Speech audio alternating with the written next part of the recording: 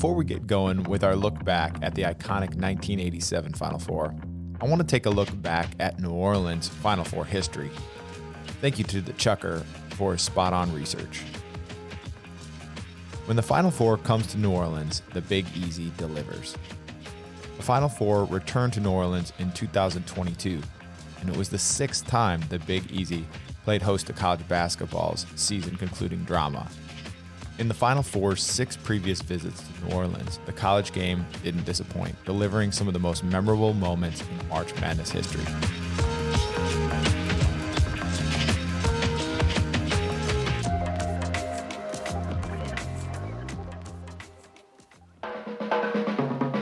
In 1982, when the Final Four came marching into New Orleans, the North Carolina fans in the record crowd of 61,000 cheered when Michael Jordan's basket lifted the Tar Heels to the NCAA championship. 5 years later, the Final Four returned to the Superdome and produced a new NCAA record crowd and new heroics. Halftime, 36-26. Hello once again, everyone. I'm Jim Nance. You know, in 1982, the Superdome was the site for one of the most memorable championship games ever played. Dean Smith of North Carolina won the national title that night, and his good friend John Thompson of Georgetown was the runner-up.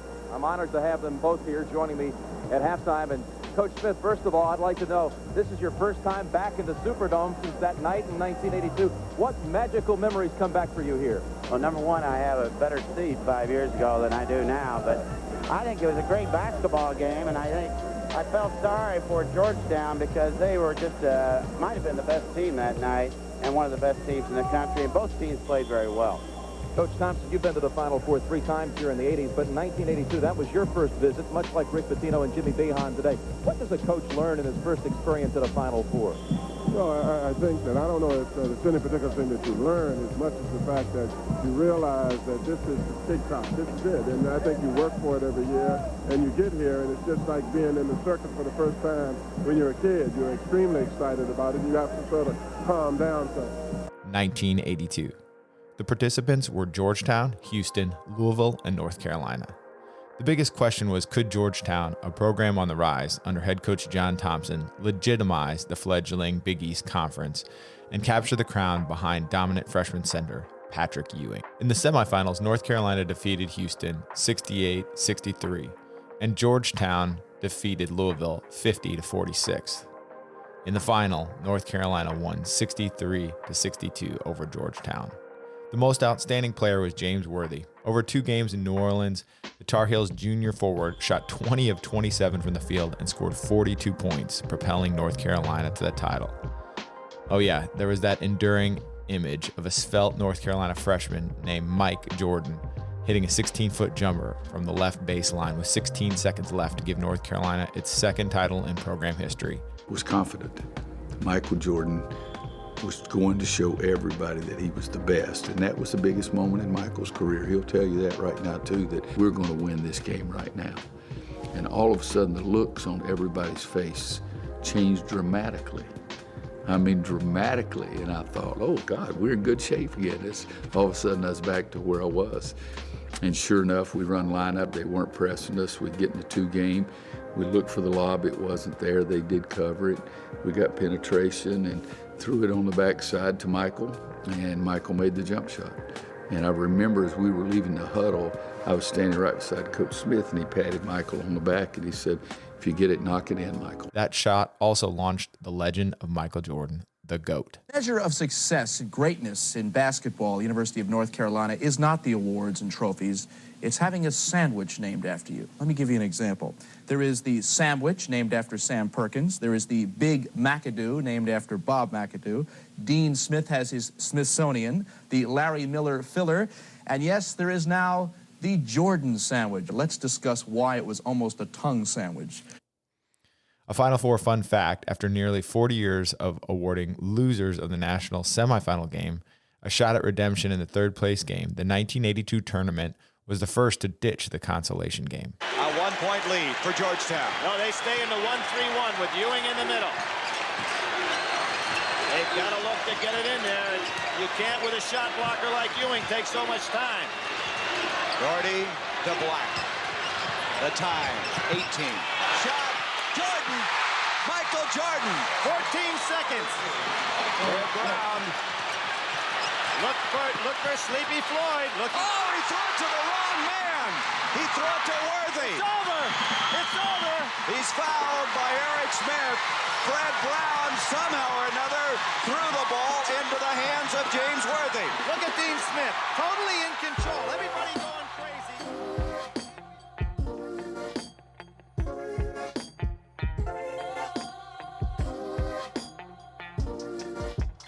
We're going to skip 1987 for the moment. 1993. The participants, Kansas, Kentucky, Michigan, and North Carolina. The biggest question was, could Michigan's Fab Five, 1 year after falling to Duke in the NCAA title game, as an all-freshman starting five, claim redemption and turn the ever-questioned hype into unquestioned hardwood history? In the semifinal, North Carolina won 78-68 over Kansas, and Michigan 81-78 over Kentucky. In the final, North Carolina won 77-71 over Michigan. The most outstanding player, Donald Williams, North Carolina sophomore guard, dropped 25 in both of the Tar Heels wins, going 15 for 23 from the field over 2 games.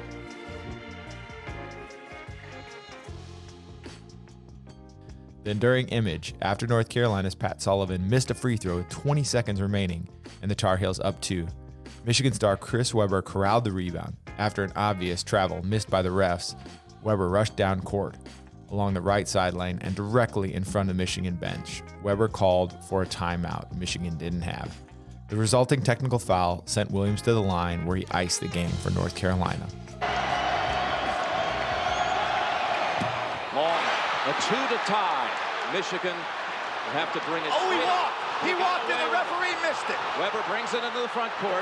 They have no timeouts remaining. Oh, he causes too many timeouts. That's a technical foul. He called a timeout. Michigan doesn't have any. He got by with a walk, and Jimmy calls a he calls a timeout. He doesn't realize that's Michigan's too many, and so it'll be a technical foul. North Carolina shooting and the ball. A huge mental mistake. Steve Fisher calls away from a second national championship. The Fab Five comes up short again. There you have it. North Carolina is the 1993 national champion. Was anyone telling you to call the timeout, or did you hear the call a timeout at that point? It seemed like you looked a little confused when you looked at the guys on the bench. I don't remember. Chris, not to belabor the point, but what was going through your mind when it happened? It was 20 seconds left, and started dribbling the ball. Went down by 2. And getting on our side of the court, I picked up my dribble. Called the timeout. That was, whatever I did, that's what was going through my head. And it probably cost our team the game. A Final Four fun fact. The 1993 Final Four nearly made history as the first to feature 4 number 1 seeds. While Michigan, Kentucky, and North Carolina all advanced as top seeds, Kansas, a number 2 seed, down number 1 Indiana in the Midwest Regional Finals to prevent a history-making Final Four.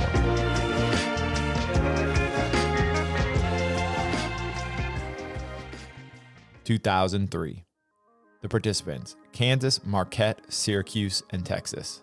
The biggest question, could Syracuse head coach Jim Boeheim, in a second trip to a New Orleans-based Final Four, finally win the big one and bring a national title back to his alma mater?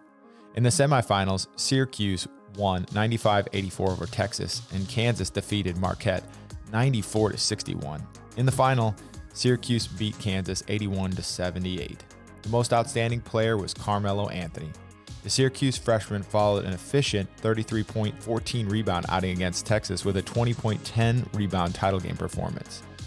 The enduring image, with Syracuse clinging to a 3-point lead in the closing seconds, Syracuse big man Hakeem Wark sprinted from the lane to the left corner, soared into the air, and blocked a potential game-tying 3 by Michael Lee. Kansas has a shot. Miles to the right side. Heinrich to the top of the key. Heinrich with 4 seconds. Gives it up corner. Lee shot blocked. They have less than a second to go. It's not how tall, it's how long, and Warwick got a piece of that. Warwick's effort remains among the most iconic defensive plays in NCAA tournament history. A Final Four fun fact. En route to its national title, Syracuse slayed 1/3 of the Big 12. The Orange recorded victories over Oklahoma State, Oklahoma, Texas, and Kansas.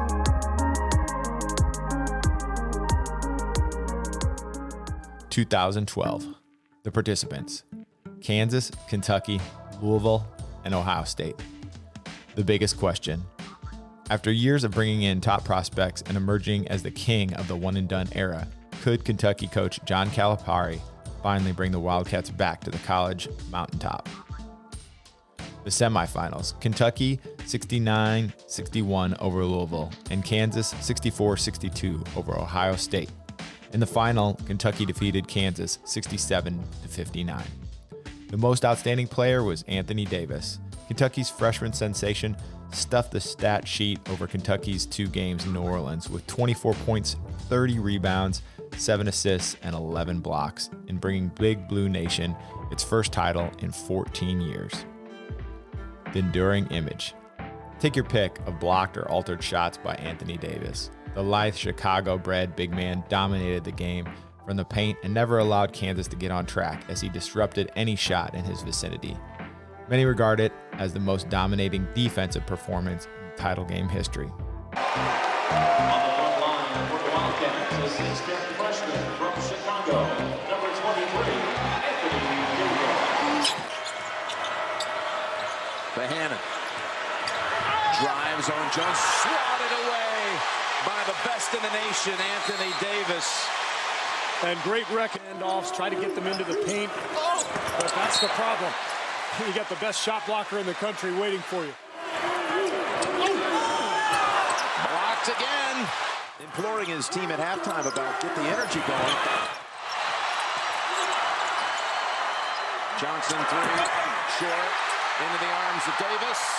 And the superior team all season long was the superior team tonight. And the Kentucky coronation is complete. Champions 2012. A Final Four fun fact.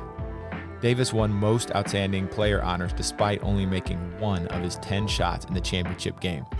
That should tell you just how dominant the Brow was on the defensive end.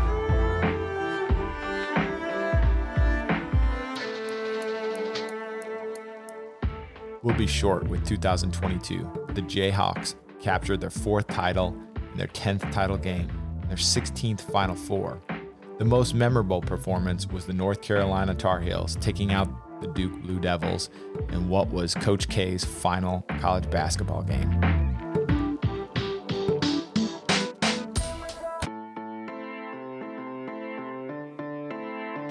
And finally, 1987. The participants: Indiana, Providence, Syracuse, and UNLV.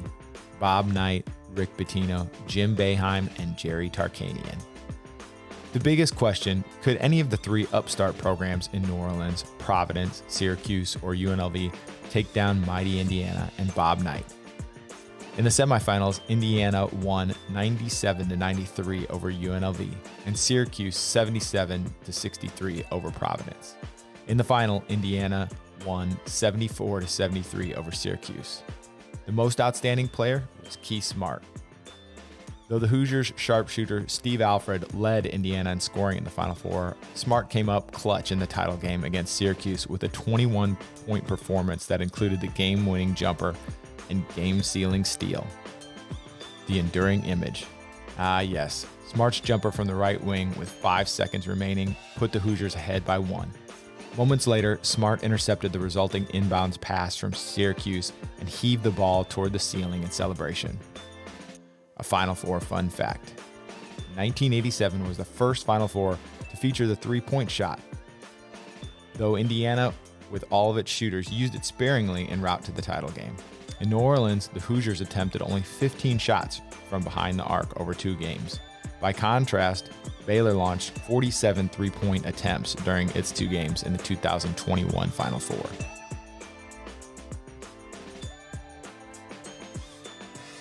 What made us pick 1987 as the place to start with iconic seasons is the coaches. College basketball, of course, has had its share of legendary players, But because their stints at the schools tend to be so short, and these days, oftentimes even shorter, the coaches were the mainstays.